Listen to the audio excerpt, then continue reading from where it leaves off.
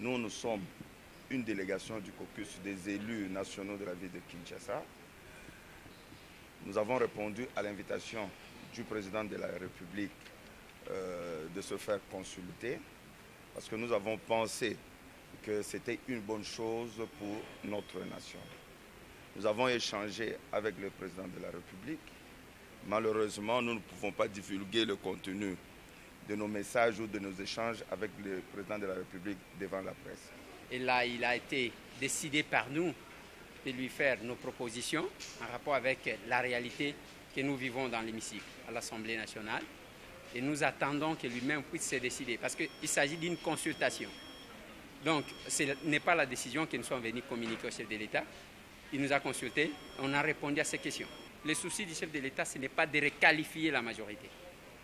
Il nous a clairement dit qu'il n'est pas là pour créer un nouveau parti politique ou encore un regroupement politique. Il a juste un souci de lancer un mouvement, un courant qui doit permettre à ce que le peuple congolais puisse se retrouver. Ce que nous sommes dit, la primaire doit être réservée, n'est-ce pas, à l'ensemble du peuple congolais. Attendez les jours, le président va communiquer, n'est-ce pas, à la nation. Honorable. Mais le président, quand il avait donné son message, nous avons accueilli son message avec satisfaction. Il a fallu que l'on vienne avec des propositions. Ah ben, je pense que de manière unanime, nous souhaitons la dissolution de l'Assemblée nationale. Nous voulons absolument que le président de la République puisse avoir une majorité parlementaire au sein de l'Assemblée nationale pour qu'il puisse nommer un informateur qui va identifier une majorité et former le gouvernement. Ce qui est beaucoup plus important aujourd'hui. Le peuple congolais doit savoir que l'objectif majeur est que nous restions dans l'unité en République démocratique du Congo parce que nous voulons la paix. Mais si les compatriotes nous poussent aujourd'hui à ne pas respecter la paix, je suis convaincu que le président de la République a la volonté de maintenir tout le monde dans la paix. La dissolution de l'Assemblée nationale n'est pas un casus belli pour la guerre. Lorsqu'on constate que les choses ne marchent pas et que le président de la République constate que lorsqu'il envoie les messages, lorsqu'il veut discuter, il y a la présidente de l'Assemblée nationale, il y a le président du Sénat qui prennent des positions qui ne sont pas des hommes d'État. À partir du moment où il reste des partisans, nous voulons à la tête de ces institutions les hommes d'État qui aujourd'hui défendent la République démocratique du Congo au lieu de défendre une plateforme qu'on appelle FCC. Nous voulons absolument que le président de la République puisse réussir dans sa mission. Et pour qu'il réussisse, nous ne voulons pas des gens qui lui mettent des bâtons dans les roues et les gens qui lui glissent des pots de bananes. La dissolution n'est pas à l'ordre du jour maintenant, du fait que Corneille Nangaa est encore président de la CENI. Mais par contre, je suis convaincu, comme je viens de vous dire, qu'il y aura un informateur qui va identifier une nouvelle majorité. Cela veut dire une majorité au niveau de l'Assemblée nationale qui sera acquise au président de la République. Parce que nous avons besoin dans ce pays que le président de la République soit soutenu par la représentation nationale afin qu'il puisse mener à bien toutes les actions et surtout pour le bien-être des citoyens congolais. Nous avons eu à remercier le chef de l'État parce qu'il a bien voulu associer Banakin qui constitue l'une des forces de la ville de Kinshasa. Banakin, c'est une association qui défend les intérêts des Kinois. Alors, il est tout à fait normal, en tant que défenseur des intérêts des Kinois, de prendre part à ces consultations qui sont salvatrices pour notre pays. Voilà. Et avec le chef de l'État, nous lui avons témoigné notre soutien, notre engagement par rapport à l'objectif qu'il poursuit, qui est d'avoir disposé d'une majorité parlementaire pour bien disposer des moyens nécessaires pour mener à bien ces objectifs. Le chef de l'État, pour nous, c'est l'expression par excellence des valeurs des Kinois. Longtemps, on nous a collé, à nous, Kinois, à tort d'ailleurs, plusieurs préjugés. Et il constitue des démentis aujourd'hui. Il est naturel que nous soutenons son action. On le soutient sur tous les plans. Nous sommes favorables, comme je l'ai dit, c'est une action salvatrice, ces consultations. On ne peut que le soutenir à fond. Non, on ne soutient pas la coalition. On soutient pas... Dans ces formats. Dans ces formats. Le chef de l'État a fait preuve, de bonne volonté pour que ce pays aille de l'avant. Il a fait preuve. On a vu, il est en train de rétablir l'état de droit. C'est le socle de tout développement. Okay? Il a restitué à la justice ses prérogatives. Il a remis aux Kinois, aux Congolais et aux Kinois en particulier tout ce qui est comme le droit de manifester, le droit de s'exprimer. Et l'état de droit, comme je l'ai dit, c'est le socle. C'est le socle du développement. Il est allé plus loin parce qu'au sens large, l'état de droit intègre aussi le droit à tout Congolais d'étudier, de travailler, de bien manger, d'être bien logé. Et déjà, il a commencé avec la gratuité de l'enseignement et en disposant de cette majorité dont il a besoin, nous espérons qu'il ira très loin. Je viens d'être reçu par le président de la République. Nous avons échangé avec lui sur beaucoup de problèmes en rapport justement avec le mémorandum que je lui ai présenté. L'atmosphère était tellement cordiale. N'oubliez pas que je suis de Kash. Après la signature de Nairobi, c'est le professeur Kinké et M. Bofassa qui ont signé ici à Kinshasa avant d'aller aux élections. C'est comme ça que, après l'audience du groupe, il a préféré me recevoir en aparté et j'ai fait avec lui 10 minutes. Donc on a beaucoup échangé. Je ne peux pas vous dire que je mettais la coalition, mais il y a un constat, c'est que la coalition FCC-Cash n'a pas produit des résultats escomptés. La coalition FCC-Cash n'a pas rencontré les attentes de la population. Et le président de la République, conscient de ces paroles magiques issues de son père biologique, le peuple d'abord, il ne peut que suivre les aspirations du peuple. Mais vous m'avez posé la question sur la coalition FCC-Cash. Vous êtes de la presse, moi je ne le suis pas. C'est vous qui circulez à travers la population à la cité. C'est vous qui avez des représentants à l'intérieur du pays. C'est sûr que vous connaissez le point de vue de la population, même s'il n'y a pas eu un pronostic officiel. Mais la population n'aime pas le FCC-Cash. Ça, c'est de deux. Et finalement, vous de la presse, vous avez suivi le discours du président, le tout dernier. Il a dit que ce qui importe pour lui, c'est le salut du peuple. Alors, le salut du peuple, c'est où? Je vous pose la question. Malheureusement, je n'ai pas le pouvoir de vous poser la question, mais je le fais quand même. Le chef de l'État m'a fait un grand honneur de m'inviter à venir le rencontrer pour pouvoir lui donner mes réflexions personnelles concernant la sortie de crise. Pas n'importe quelle crise, une crise très profonde qui secoue actuellement notre pays. J'ai donc exposé au président de la République ma manière de voir cette crise et ma manière de voir ce qu'on peut faire dans l'intérêt de notre peuple pour pouvoir sortir de cette crise. Le président de la République m'a écouté attentivement et je lui ai remis un petit mémo que j'avais préparé à son attention pour résumer mes vues, comme je viens de l'indiquer, concernant cette crise grave que notre pays traverse et ce qu'il faudrait faire pour en sortir. Oui, en ce qui concerne l'Union sacrée pour la nation, que le président de la République envisage de mettre en place, je suis un chaud partisan de cette grande idée du président de la République. Si un jour cette union sacrée arrivait à voir le jour, je n'hésiterai pas à pouvoir en être membre. Ici, nous constituons une délégation des élus de la province du Nord Kivu.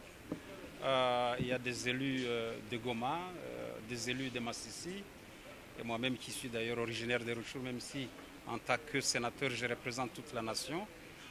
Nous avons donc échangé avec son Excellence, Monsieur le Président de la République, non seulement au sujet de l'Union sacrée pour la nation que nous soutenons entièrement, mais également des problèmes spécifiques qui concernent la province du Nord Kivu et qu'il faut rencontrer justement pour consolider l'Union sacrée pour la nation tant voulue par le peuple.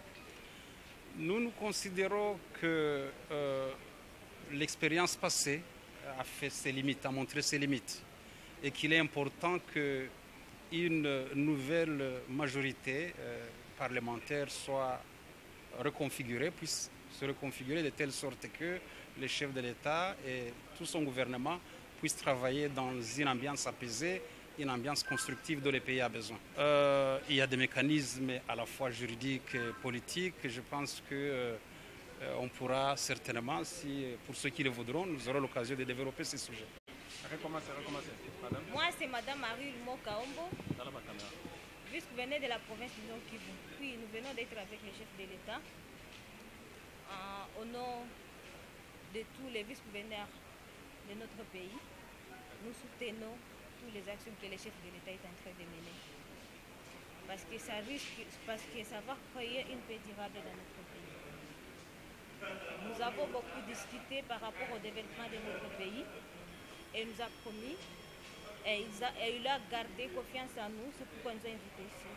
Et nous avons discuté surtout sur le développement et une paix durable. Et sur la coalition FCC-Cash, on a beaucoup discuté. Et comme il est là, il va utiliser sa sagesse uniquement pour que nous puissions avancer dans la vie. Quel est votre est-ce qu'il faut mettre fin à cette coalition? Non, il ne faut pas mettre fin. Parce que nous avons besoin de la paix dans notre pays. Et comme nous avons besoin d'une paix durable, que nous puissions tous continuer avec notre coalition. Comprenez, quand il y a l'insécurité ou quand il y a la guerre dans le pays, ce sont toujours les femmes qui sont victimes. Nous perdons souvent nos maris, nous perdons souvent nos enfants. Nous-mêmes, nous sommes parfois violés suite à la guerre. Nous avons besoin de la paix durable et c'est pourquoi nous soutenons le plus longtemps possible la coalition FCC-Cash. Le ministre d'État en charge des ressources hydrauliques et électricité était ce jeudi 19 novembre 2020 devant les élus du peuple. Eustache Mouyazi est venu expliquer à la représentation nationale le pourquoi du manque du courant électrique et de l'eau potable qui sont devenus des denrées rares dans plusieurs provinces, surtout à Kinshasa, la capitale. Une question orale avec débat initiée par le député national Sédé Azaboussou.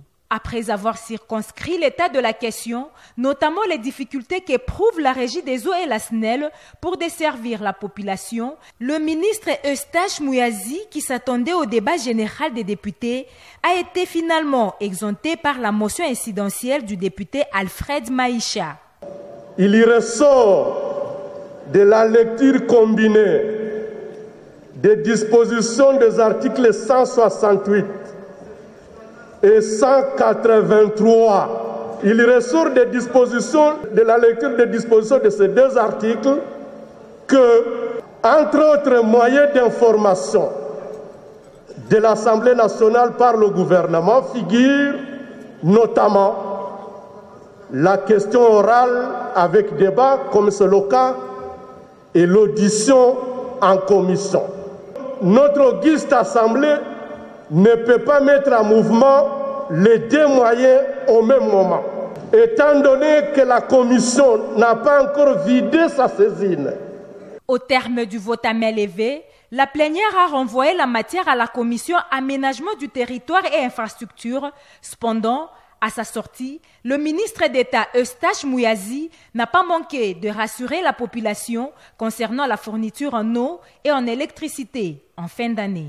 Que j'ai rassuré, comme je l'ai dit la dernière fois, que la desserte en eau et électricité ne posera pas de problème. Nous allons passer nos fêtes sans aucun problème parce que le gouvernement est résolument engagé à aider à l'amélioration de cette recette.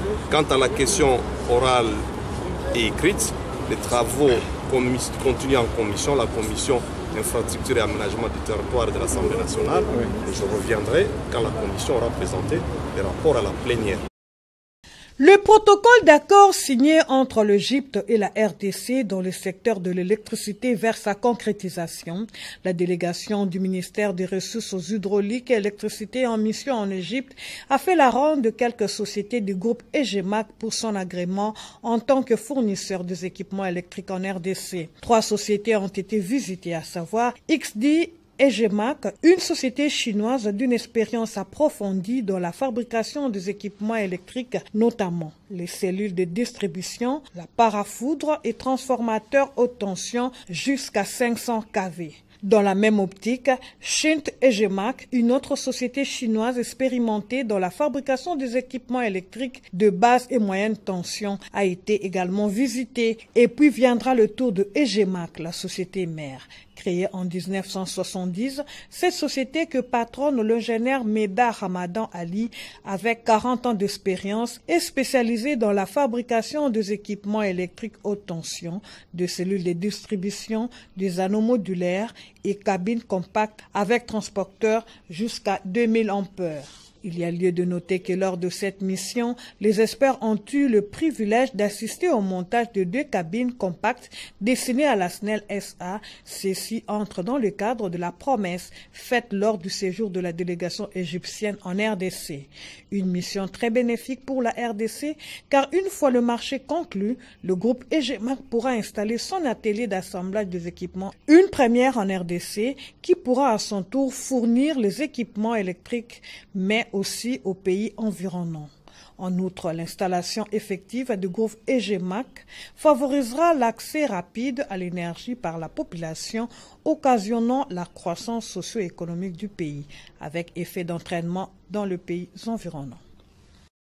De l'eau et d'électricité en RDC, le ministre d'État en charge des ressources hydrauliques et électricité était ce jeudi 19 novembre devant les députés nationaux pour s'expliquer. Maître Eustache Mouyazi a rassuré les élus du peuple que ces denrées vont être assurées pendant la période festive. Invité à travers une question orale avec débat du député CDA Zaboussou, Maître Eustache Mouyazi a été exempté du débat par la motion incidentielle du député Alfred Maïcha. C'était au cours de la plénière à l'Assemblée nationale. Noëlla Kombaja, Jean-Paul Moubiaï. Devant les élus nationaux, le ministre d'État en charge des ressources hydrauliques et électricité a tout d'abord expliqué à l'Assemblée pourquoi les courants électriques et l'eau potable sont devenus depuis un temps des denrées rares dans plusieurs coins de la République démocratique du Congo, dont sa capitale. Maître Eustache va ensuite énumérer une série d'actions en cours et à réaliser pour résoudre ces problèmes. Ce, avant de rappeler sa volonté ferme de s'investir pour libéraliser ces secteurs. Alors qu'il s'attendait au débat général, Maître Eustache va être exempté de cet exercice par la motion incidentielle du député Alfred Maïcha, qui a démontré que le ministre d'État est attendu à la commission aménagement du territoire. Après vote, les élus du peuple vont renvoyer cette matière à la commission. Dans le couloir, Maître Eustache promet que l'eau et l'électricité seront assurées pendant la période des fêtes de fin d'année et Nouvel An. Sinon, que j'ai rassuré, comme je l'ai dit la dernière fois, que la desserte en eau et électricité ne posera pas de problème. Nous allons passer nos fêtes sans aucun problème parce que le gouvernement est résolument engagé à aider à l'amélioration de cette recette. Quant à la question orale et écrite, les travaux continuent en commission, la commission infrastructure et aménagement du territoire de l'Assemblée nationale. Et je reviendrai quand la Commission aura présenté les rapports à la plénière. Le ministre d'État en charge des ressources hydrauliques et électricité dit avoir mis toutes les batteries en marche pour concrétiser la vision du chef de l'État, Félix-Antoine Tshisekedi, autour de ces denrées qui sont d'une importance capitale pour les Congolais. Et au sortir de cette